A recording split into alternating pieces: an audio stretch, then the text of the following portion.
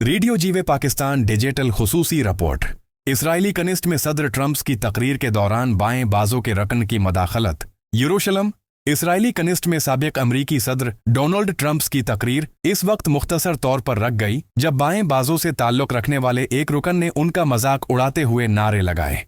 Security अमले ने फौरी कार्रवाई करते हुए इस रुकन को असेंबली हाल से बाहर निकाल दिया। ट्रंप ने अपनी तकरीर में इसराइल के साथ देरीना ताल्लुकात और मशरिकी वस्ती में अमन की अहमियत पर जोर दिया। ताहम उस वाक़ये ने इजलास के माहौल को कुछ लम्हों के लिए कशीदा बना दिया। बाद-अज़ां ट्रंप ने कहा कि इख्तिलाफ राय जमहूरियत का हिस्सा है, मगर उसका इजहार इज्जत व एहतराम के दायरे में होना चाहिए। प्यारे सामीन व नाजरीन, दुनिया की सियासत में इख्तिलाफात और जज्बात हमेशा रहेंगे, मगर जमहूरी अक़दार का हुस्न यही है कि हर आवाज़ को सुना जाए एहतराम के साथ। ये है रेडियो जीवे पाकिस्तान डिजिटल।